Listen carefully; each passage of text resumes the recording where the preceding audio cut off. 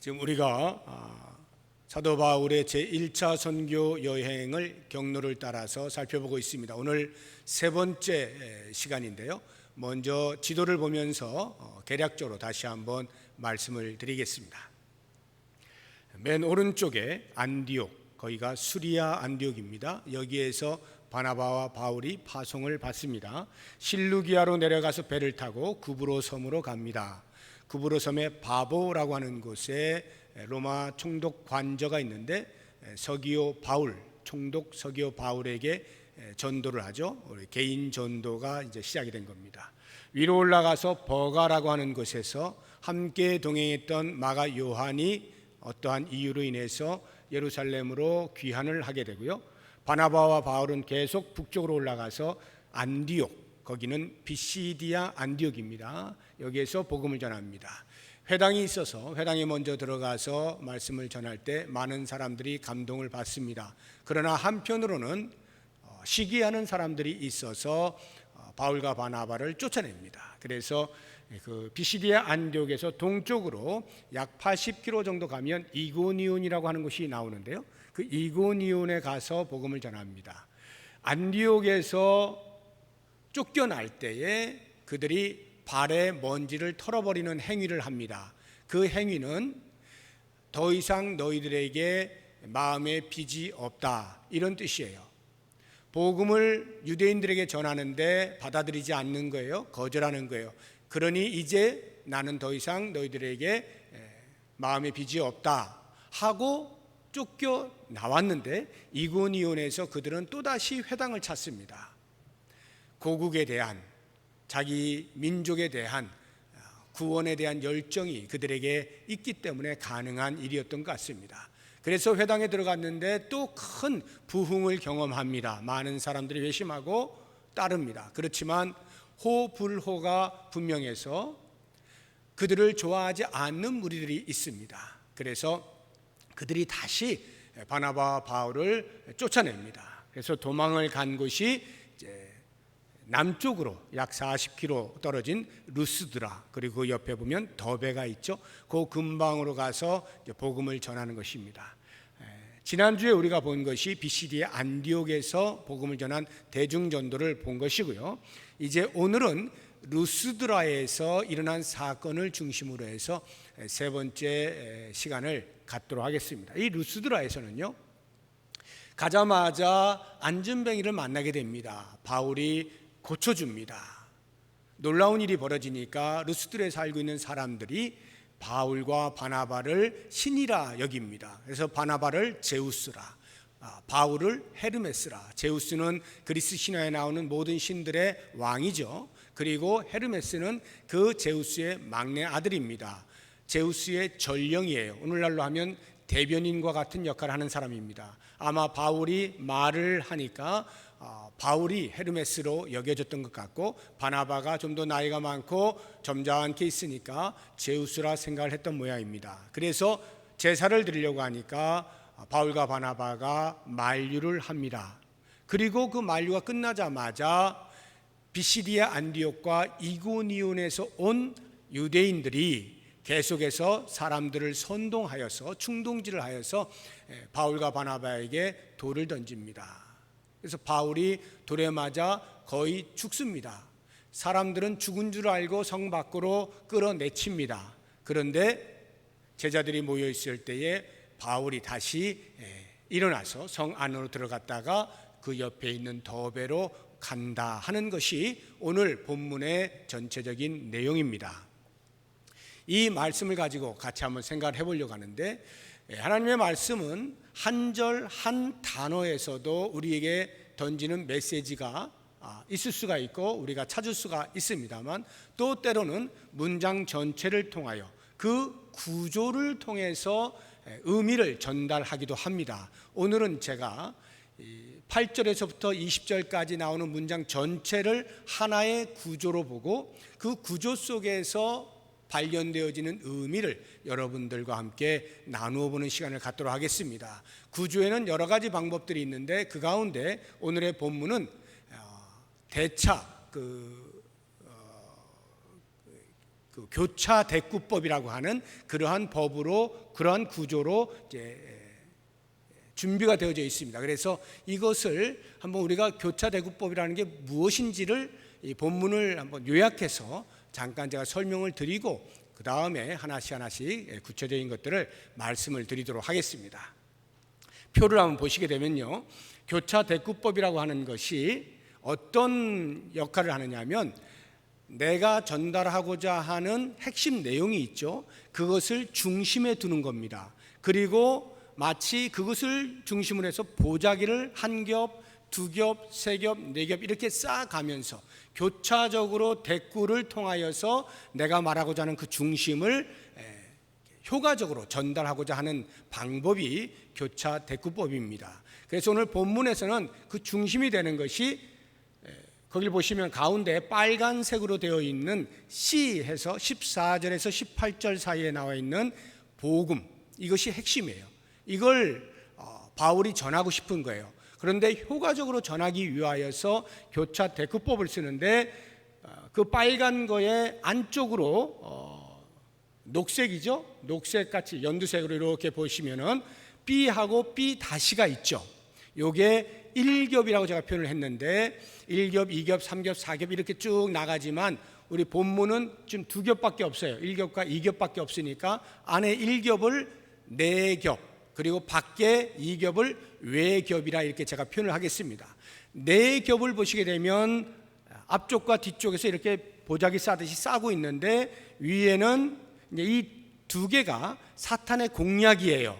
그런데 이 대꾸가 대조 대꾸로 형성이 되어 있어요. 대조 대꾸라고 하는 것은 앞에서 말하는 것과 뒤에서 말하는 것의 내용이 대조된다는 것입니다. 그래서 앞쪽에서는 회유, 뒤쪽에서는 위협, 회유와 위협, 당근과 채찍으로 이렇게 복음을 감싸고 있어요.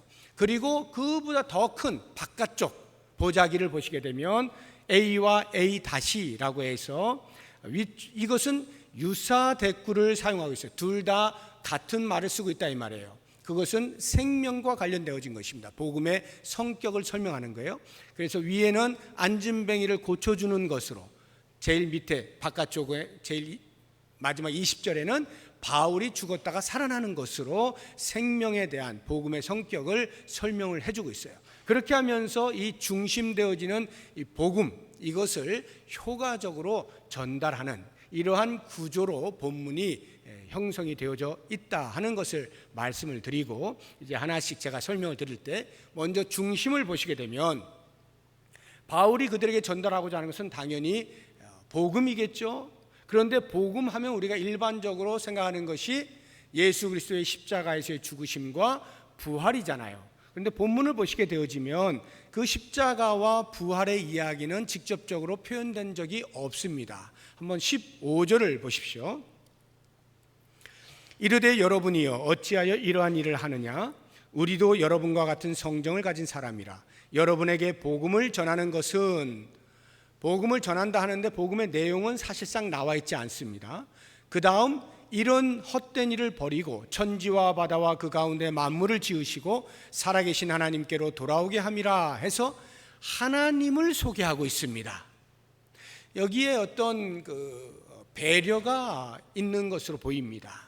지금 바울이 전하고 있는 복음에 대하여 듣는 청자를 보게 되면 이방인들이죠. 이방인들에게 있어서는 예수 그리스도는 아주 생소합니다. 그러나 신이라고 하면 그들도 지금 섬기고 있습니다. 많은 신들을 접하고 있고 그들의 마음속에는 누가 강한 신이냐, 누가 내가 섬길 만한 신이냐 하는 것에 관심이 많은 사람들입니다. 그래서 그러한 사람들에게 너희들이 섬기는 신이 아닌 여기 내가 소개하는 여호와 하나님이 온 우주 만물을 창조하신 분이시고 그분이 지금도 여전히 살아계신 실존적 신이시다, 이것을 이야기하는 거예요. 아마도 당시 이방인들의 마음속에는 이 내용이야말로 그들에게 복음이었을 것입니다. 진짜 신이 여기 있다, 참 신이 여기 있다, 정말 능력에 비교 불가한 분이 여기 계시다 라고 하는 말을 들었을 때 그들에게는 매우 큰 관심을 불러 일으켰을 것이 틀림이 없습니다. 이렇게 지금도 여전히 살아계셔서 온 우주 만물을 창조하실 뿐만 아니라 역사하고 계시는 그 실존적 하나님을 그들에게 소개하는 일에 있어서 이것을 아주 효과적으로 전달하기 위하여 이제 이 교차 대꾸법을 사용하는데, 우리 네 겹을 먼저 보게 되어지면 이 네 겹의 내용은 사탄의 공략입니다. 사탄의 방해예요. 복음이 있으면 이 복음에는 반드시 방해하는 세력이 있다는 것을 바울이 이야기하는 것입니다. 사탄은 복음을 싫어해요. 왜냐하면 복음이 진격해 들어오면 자기의 영역이 줄어들기 때문에 복음을 내치려고 하는 것입니다. 그런데 사탄이 복음을 내칠 만한 힘이 없어요. 왜냐하면 이 복음에는 하나님의 능력이 있기 때문에 감히 하나님의 능력 앞에 사탄이 힘을 쓸 수가 없는 거죠. 그러니까 사탄이 다른 방법을 사용하는 것입니다. 어떻게 해요? 복음에 대하여 직접 공격을 못하니까 복음을 전하는 복음 전도자, 사람은 내가 마음 놓고 요리할 수 있지, 이런 생각으로 사람에 대하여 공격을 하는데, 그 공격의 방법이 두 가지입니다. 하나는 당근을 주는 거예요. 회유하는 방법이에요. 그리고 또 다른 하나는 채찍을 드는 겁니다. 위협을 하는 것입니다. 그럼 오늘 본문에 나타나고 있는 회유적인 방법이 뭡니까? 신격화하는 거죠.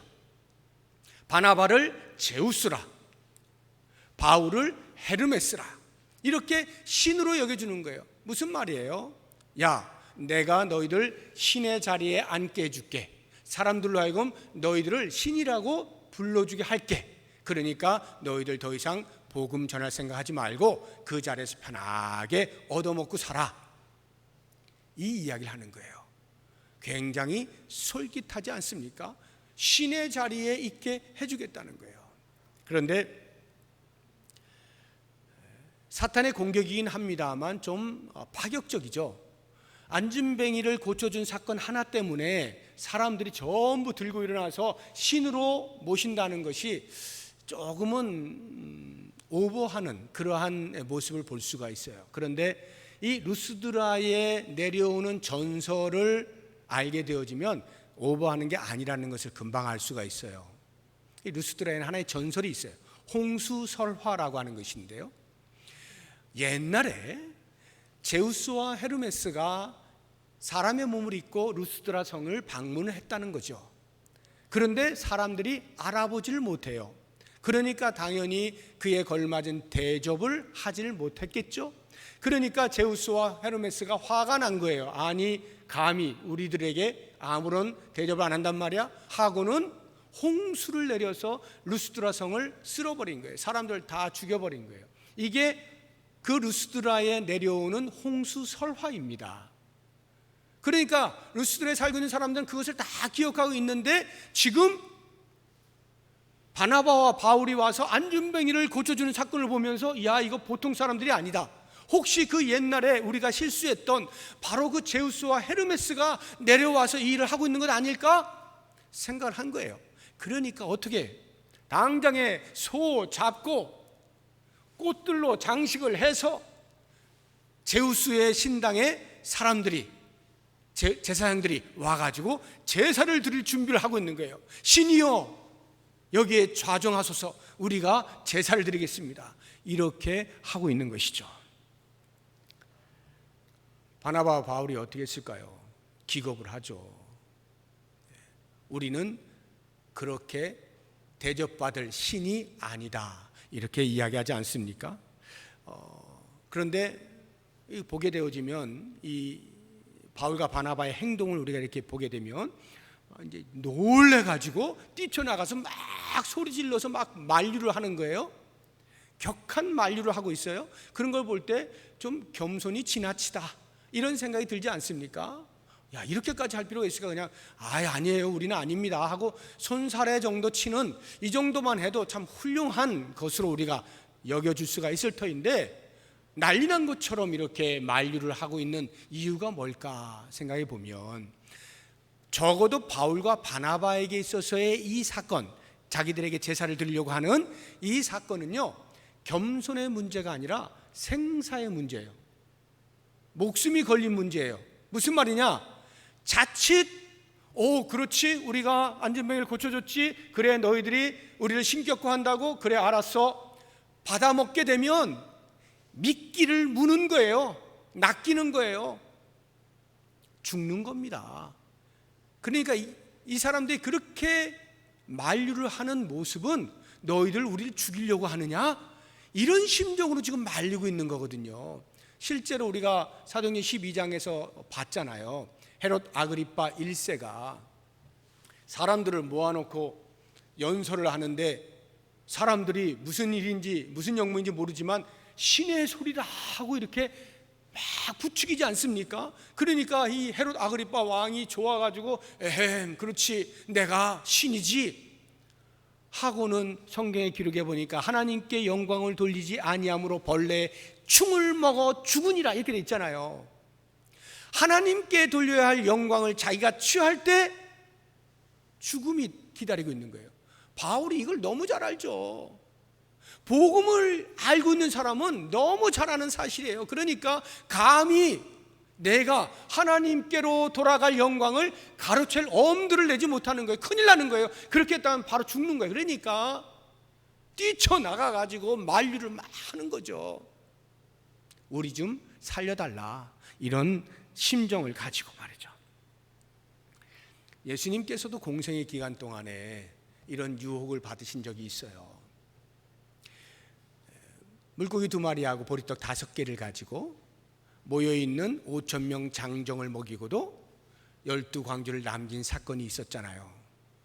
상상할 수 없는 어마어마한 일이 벌어진 거예요. 그런데 그 일이 벌어지자마자 사람들이 우리가 기다리던 메시아다 하고는 예수님을 쫓아다닙니다. 그러니까 예수님께서 어떻게 하시냐면 그들의 마음에 임금 삼으려는 줄 아시고 그들을 떠나 혼자 산으로 들어가시다. 요한복음에 이렇게 기록을 하고 있어요. 그 자리에 앉아 있다가는 신 대접받게 생긴 거예요. 그런데 생각해 보세요. 예수님은 신이시잖아요. 예수님이 신이셔요. 그런데 지금 인간의 몸을 입고 내려오셔서 하나님께서 맡긴 사명을 감당할 때는 그 신으로서 존재하면 안 되는 거예요. 십자가에서 죽으셔야 돼요. 신이 죽을 수 없잖아요. 그런데 죽으셔야 돼요. 그 사명을 감당해야 되는데 지금 신 대접 받아보세요. 어떻게 돼요? 사명이 끝나버리는 거죠. 그러니까 예수님이 도망치시는 거예요. 임금 삼으려고 하는 그 자리를 도망치는 거예요. 아예 눈에 안 보여야 되겠구나 싶어가지고. 36개 주랭랑이 아주 좋은 방법입니다. 교만이 몰려옵니까? 버티고 있지 마십시오. 죽는 거예요. 빨리 피해야 되는 거죠. 오늘날에 한국교회뿐만이 아니라 전 세계적으로 이 교회 지도자들 가운데에서 그렇게 사람들이 와 해주는 그 맛에 그 유혹을 못 이겨서 계속 주저앉아 있다가 죽은 사람들이 한둘이 아니잖아요. 교만은 패망의 선봉이에요. 거만한 마음은 넘어짐의 앞잡이에요.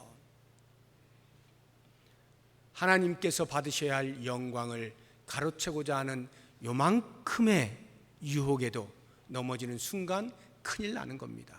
사도 바울은 거기에서 자기 스스로를 잘 지켜낸 것이죠.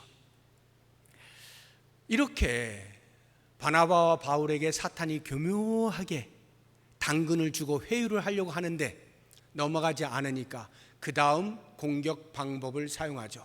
그래서 복음을 중심으로 싸고 있는 앞과 뒤에 이 뒷부분은 위협입니다. 채찍을 가하는 거예요. 어떻게 합니까? 19절을 보십시오.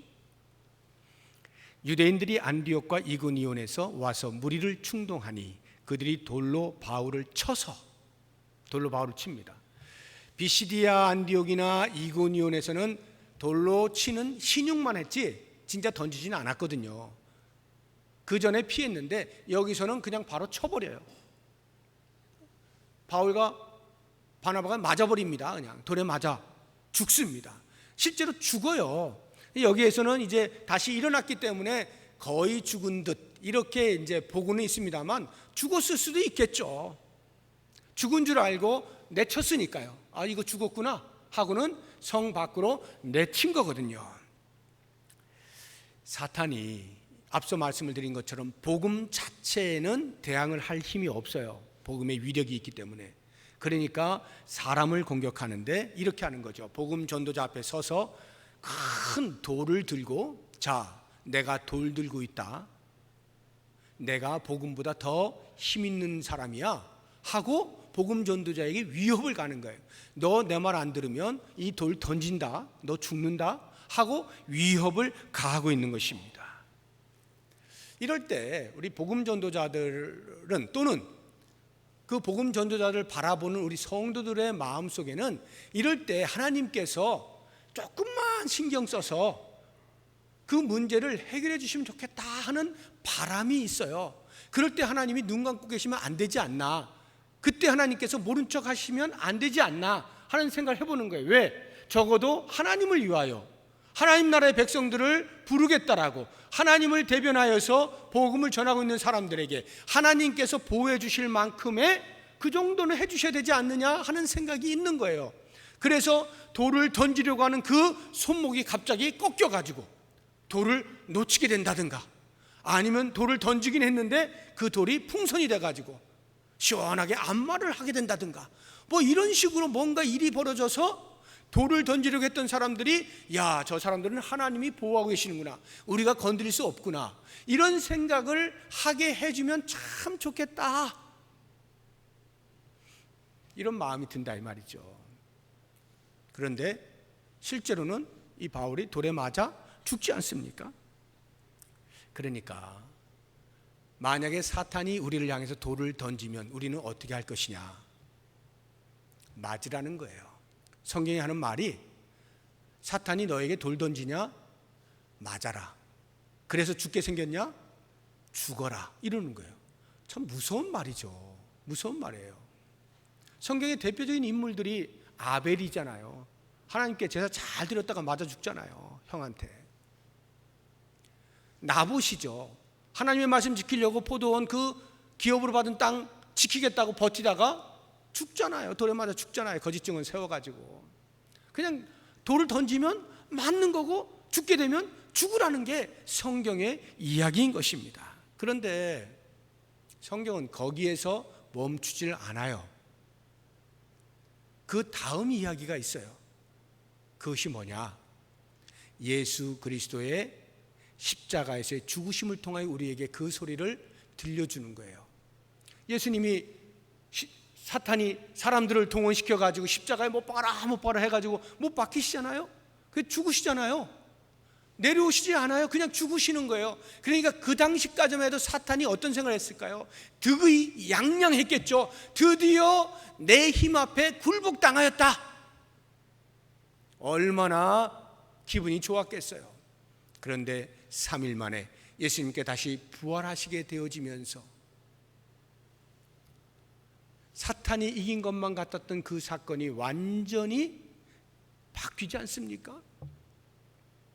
사탄이 꼼짝 못하고 사망 권세를 깨뜨리시고 부활의 승리를 외치시잖아요. 그것을 우리에게 보여주는 거예요.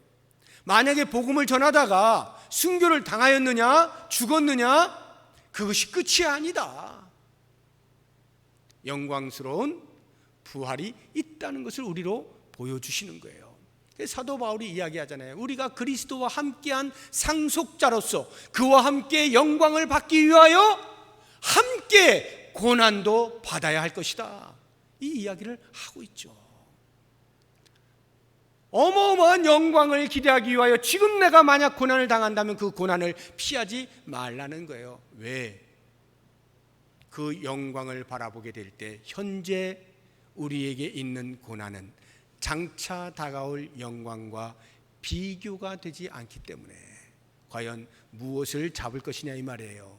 당장 다가오는 고난을 피하고자 영광을 놓을 것이냐, 아니면 그 고난을 몸으로 받아내고 영광의 자리에 동참할 것이냐, 이 이야기를 하고 있는 거죠. 그래서 지금 바울이 그냥 맞는 거고 거의 죽은 듯이 그렇게 있는 것입니다. 사랑하는 성도 여러분, 사탄이 우리를 위협할 때 더 이상 전도 생활을 하지 못하도록, 성도답게 살지 못하도록 위협을 가할 때 거기에 움찔해서 무릎을 꿇게 되어지면 더 이상 하나님의 자녀가 누리게 되어질 영광을 누릴 수가 없게 되어진다는 것 기억을 하시고, 때로 우리에게 그러한 고난이 순교를 요구하는 순간에조차라도 굽히지 아니하고 있을 때에 그 사탄이 우리에게 할 수 있는 것은 최고로 할 수 있는 것이 우리의 육체를 거두어가는 것이에요. 그러나 영혼을 건드리지 못하죠.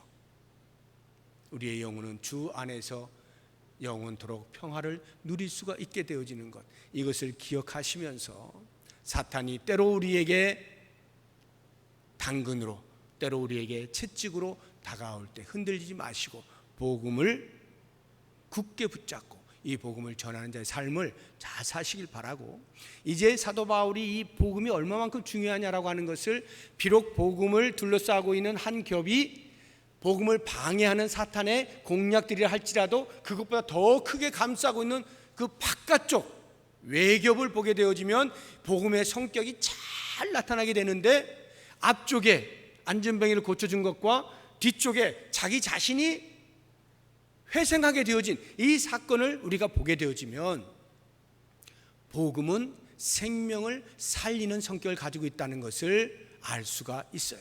안전뱅이가 일어났다는 것은 새로운 생명을 부여받았다라고 말하는 것과 같은 것이죠. 이것은 기적이에요.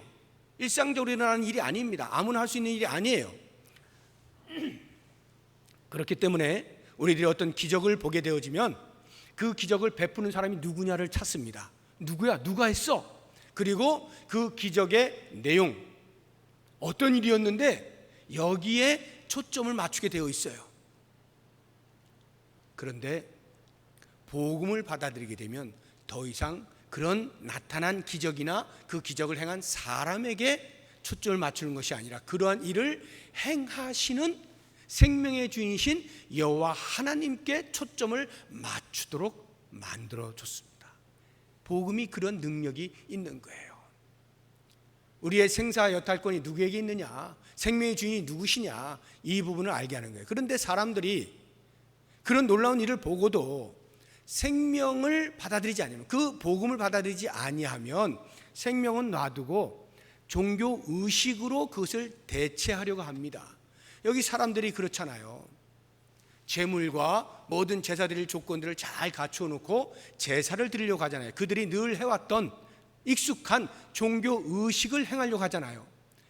안전뱅이를 고쳐주는 그 순간에 누가 고쳐주셨느냐라고 하는 사람이 아니라 그 사람을 통해 일하시는 하나님을 보아야 되는데, 그 생명을 부여해 주신 하나님을 보아야 되는데, 종교 의식에 익숙한 사람들은 그 하나님을 보지 못하고 단지 종교 의식을 행함으로써만 위로를 받으려고 하는 것이고, 그것을 통해서 내가 못하는 것을 하고 있는 그 사람에 대하여 섬기는 것을 통해서 나는 할 일을 다 했다, 이것으로 끝나는 거예요. 이게 종교 의식이 갖는 한계예요. 이 땅에 있는 모든 종교들은 다 그런 거죠. 사람들이 하고 있는 건 다 이런 것이에요. 그런 종교 의식을 통해서 내가 할 도리는 다 했다, 그냥 스스로 위로하는 것뿐입니다. 생명과는 아무런 관계가 없죠. 복음이 들어가게 되면 그것이 얼마나 부질없는 것인가를 알게 되죠. 그래서 사도 바울이 말하잖아요. 그렇게 행하는 모든 것들은 다 헛된 일이다, 헛된 일이다 말하지 않습니까?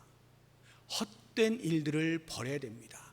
복음을 받아들이고 그 생명이 어디서 오는지 생명의 주인이신 여호와 하나님을 바라볼 수 있어야 하는 것이죠.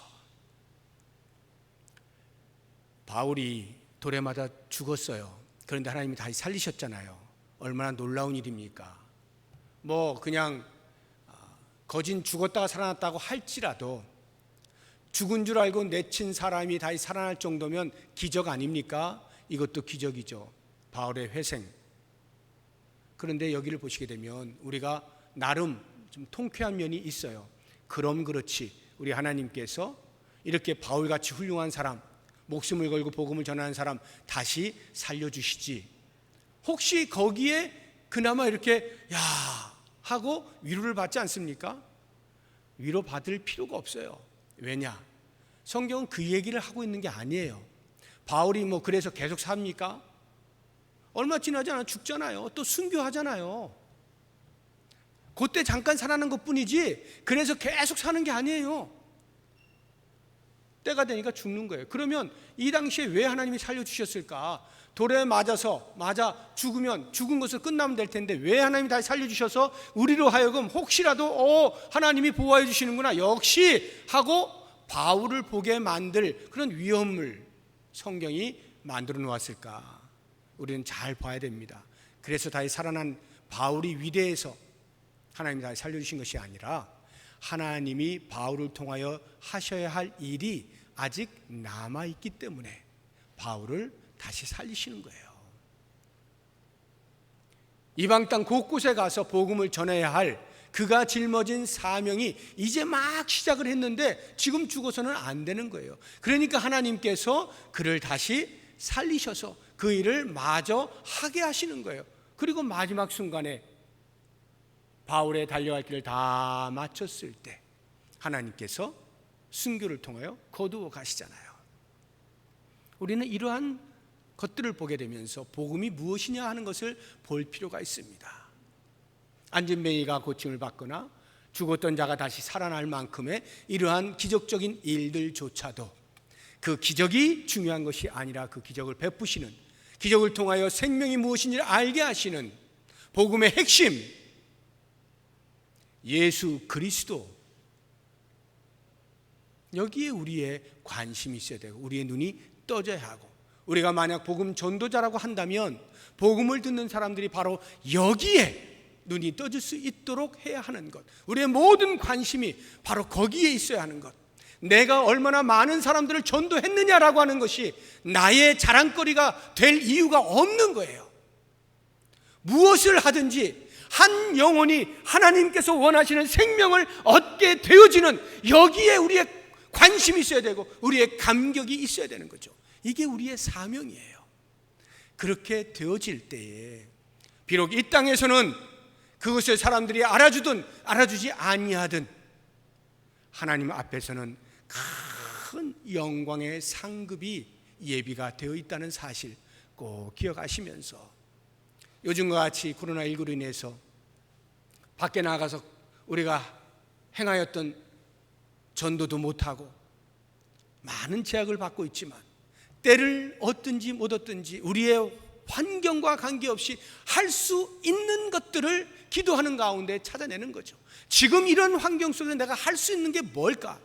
그것을 찾아서 복음을 전하고 생명을 알려주고 예수 그리스도를 소개하고 하나님 나라에 들어오게 한 그 놀라운 일에 쓰임 받을 수 있는 우리 모든 성도들 되시기를 주님의 이름으로 부탁드립니다. 기도하겠습니다. 하나님 아버지,